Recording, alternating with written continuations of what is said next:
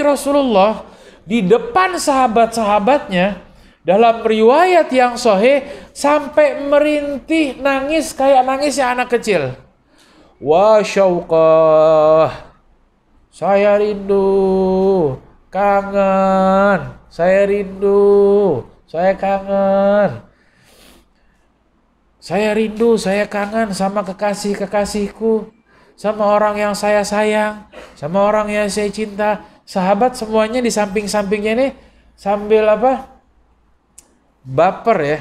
Rasulullah menyebut orang-orang yang dicintai, saya rindu dengan kekasihku, saya rindu dengan kekasihku. Sahabat semuanya baper, yakin ini yang dimaksud kita orang ini.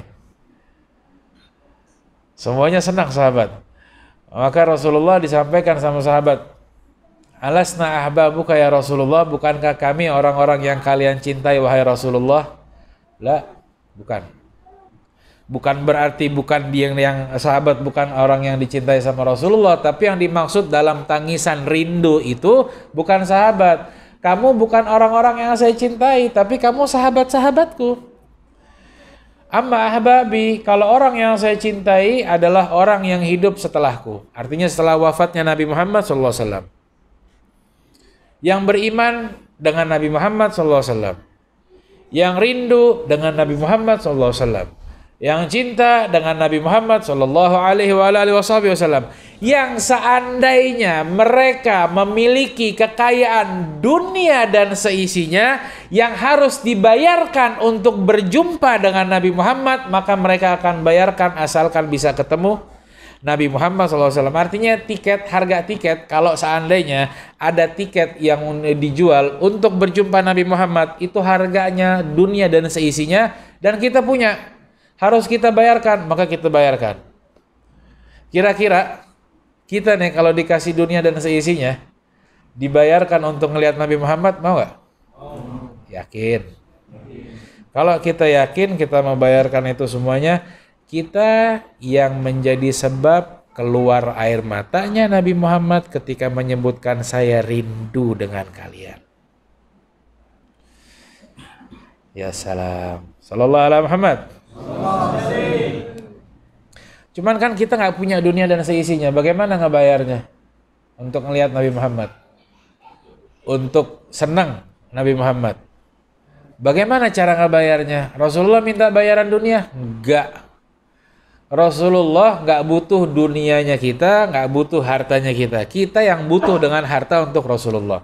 Rasulullah ditawarin gunung Uhud tuh jadi emas.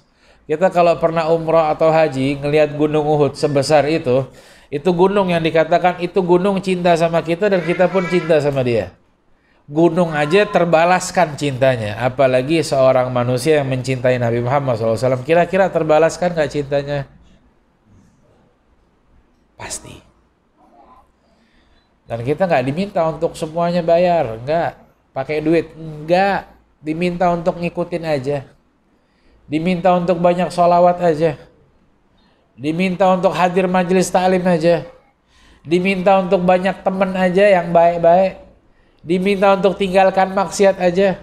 Diminta untuk baik sama umatnya aja.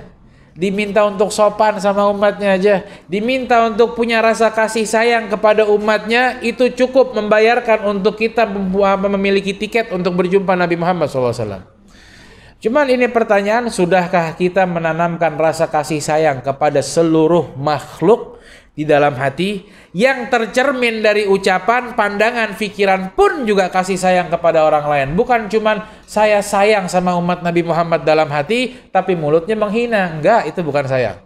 Saya cinta sama umatnya Nabi Muhammad tapi matanya memandang rendah. Itu bohong. Saya sayang sama umatnya Nabi Muhammad tapi berpikirnya atau perasaannya buruk terus sama orang tersebut. Itu dusta dan itu tidak bisa membayar untuk kita bisa bertemu dengan Nabi Muhammad sallallahu alaihi wasallam. Maka sudah seberapa besar kita mencintai Nabi Muhammad dengan menanamkan rasa cinta kepada seluruh makhluknya. Itu tiket paling besar. Kalau orang sudah cuma punya rasa sayang sama umatnya Nabi Muhammad, dia punya rasa cinta untuk melakukan perbuatan yang membuat dirinya dekat dengan Nabi Muhammad. Banyak zikir, banyak sholawat, ngomongnya yang betul, yang teratur, yang baik, itu yang membersihkan hati. Kalau kita cinta sama Nabi Muhammad tapi ngomongnya masih kotor, ngomongnya masih kasar, sekitar-sekitar kebun binatang dan antara pusar sama lutut yang kita omongin, gimana mau berbicara lisan ini sama Nabi Muhammad? Bayaran untuk ketemu Nabi Muhammad bukan dengan harta, tapi dengan sucinya mulut. Bayaran untuk ketemu sama Nabi Muhammad itu sucinya mata. Bayaran untuk melihat Nabi Muhammad, tiketnya bersihnya hati.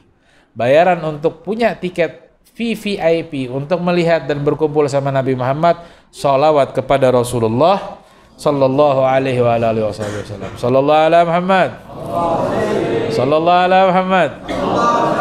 Makanya kita kalau sholawat, nanti setelah sholat sambil sholawat itu sambil bayangin wajahnya Nabi Muhammad, sambil bayangin, ya Allah saya salaman sama Nabi Muhammad, saya pelukan sama Nabi Muhammad. Mulai belajar membayangkan hal tersebut, karena itu hal yang paling indah yang kita bayangin di zaman sekarang daripada harus ngebayangin bagaimana corona ini biar gak sampai ke kita.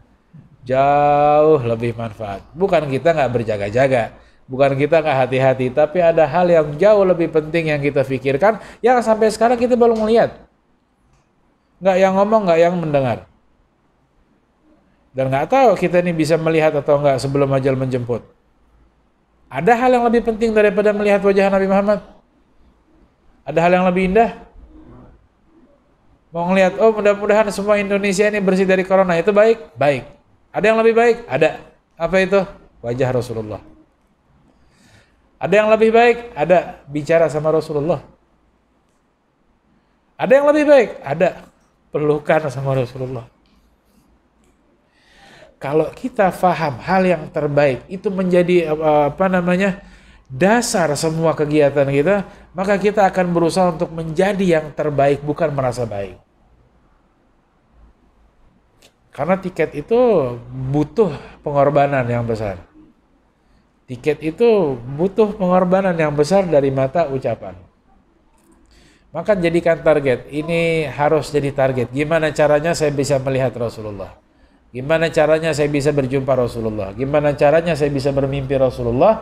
Maka fokuskan diri kita dengan Rasulullah. Sedikit-sedikit Rasulullah, cerita tentang Rasulullah. Buka YouTube, buka Instagram yang tentang Rasulullah, cerita Rasulullah. Biar kita makin ada bayangan untuk membayangkan Rasulullah. Ini sejarah keluarganya kita bahas, biar kita punya bayangan, biar kita fokus bayangin Nabi Muhammad. Kalau kita nggak tahu sejarahnya, gimana mau bayangin? Keluarganya Nabi Muhammad kok begitu cinta sama Nabi Muhammad? Iya wajar, gimana nggak enak, nggak indah untuk dibayangin. Keindahan, semua keindahan, nggak ada indah-indahnya kalau tanpa Nabi Muhammad. Surga indah? Enggak tanpa Nabi Muhammad. Indahnya karena Rasulullah SAW. Sallallahu alaihi Muhammad.